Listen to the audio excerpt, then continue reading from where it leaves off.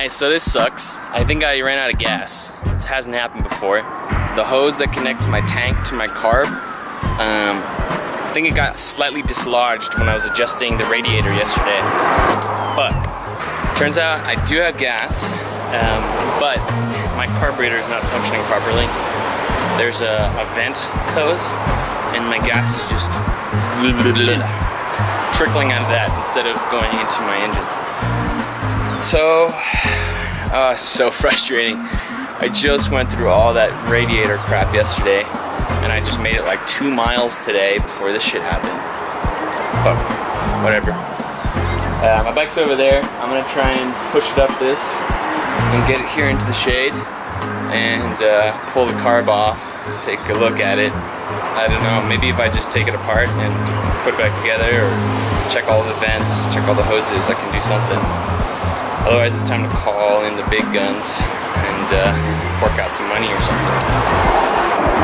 Started taking the bike apart. Good thing is, I got some shade.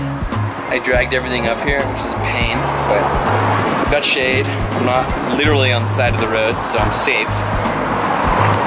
And I have internet, that's also good. And it's early in the day, that's good. The bad thing is, I have a really bad stomach ache, which is just terrible timing. I only have like a few drops of water, and I don't really understand carburetors super well. Yeah, that's where we're at. Oh yeah, one more good thing, when I took the tank off, there's definitely a ton of gas left. So if I can get it working, like, there's lots of gas. I can get to the next gas station, easy peasy. Okay, so I pulled the carb out, only to realize, to my utter dismay, I don't have an Allen key for these guys right here, for these bolts. I didn't realize that it's so tiny, but these are the only ones I brought. So fuck. All this for nothing. Fuck, I'll probably have to get a tow or something. So what I'm doing right now is I'm just banging it around and just hammering on it a little bit and opening up all the little screws that I can. And as I'm banging on it, a lot of gas is actually pouring out. So, and I hear things like moving around inside. So, I would say there's a 10% chance that this works, and when I put it back together again, it runs. Shit happens. So yeah, pray for me. And maybe your energy will, you know, travel through time and space to help me here at this hour.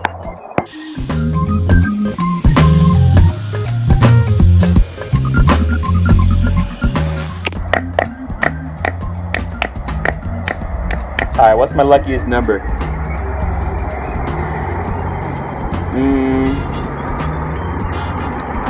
Let's go with 3. You know, 3 is a good number. We're gonna give it 3 more bashes, put it back together again, see what happens. Okay, if this works, I'm gonna be a really happy camper.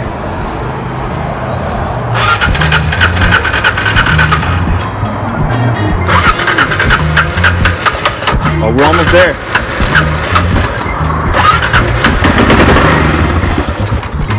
Oh shit! I think it's gonna work.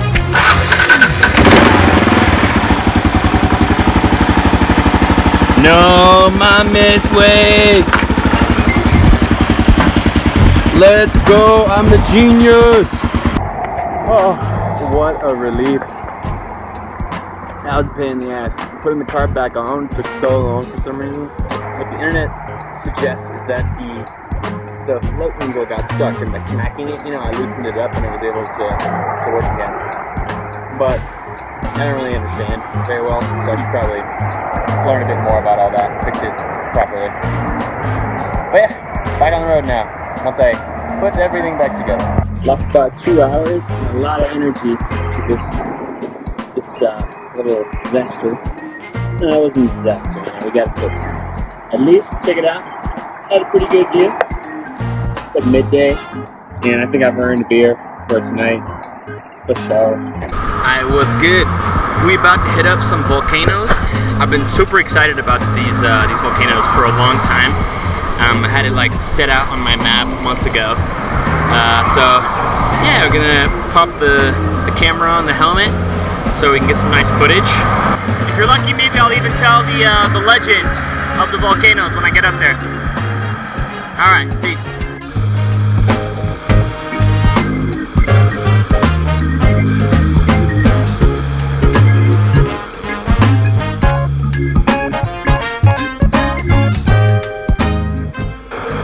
That's why you go slow. You never know, something like that's gonna be around the corner.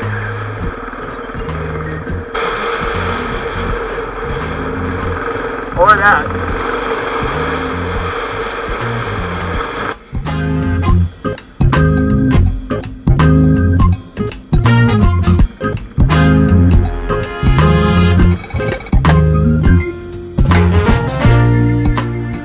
The legend.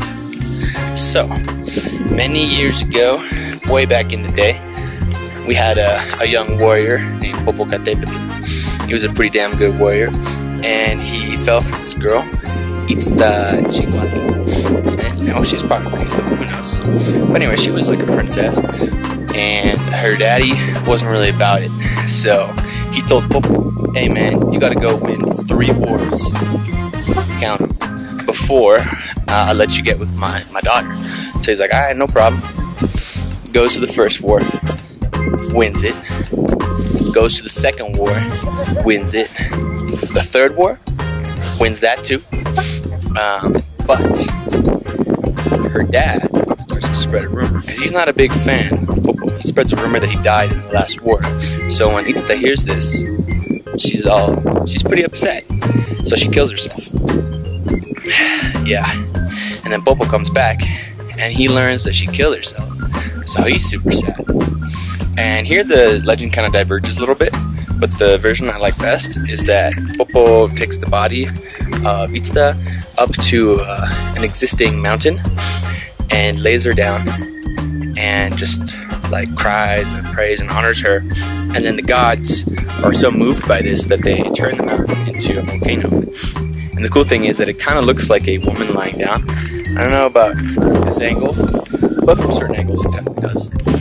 So they turned that existing mountain into a volcano, and they also turned him into a volcano close by so that they could be together. Pretty dope. The other super cool thing about Popo is that it's massive. The peak is at about 17,800 feet. That's insanely high.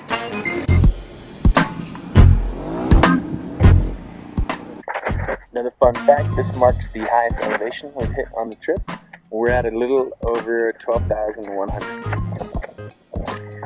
I do feel it a little bit when I'm walking around with my gear. Yeah, now that I'm talking, I feel it too. But, yeah. The last 2 times I've been at really high altitude, I've definitely had a headache and I felt a little bit of altitude sickness. So it's going to be quite interesting when we get to South America and we hit something real high. Alright, we got cacao, which is not what I expected. I thought it was going to be a hot chocolate, but it's actually a cold, slushy beverage. Here's a fun thing I've started noticing.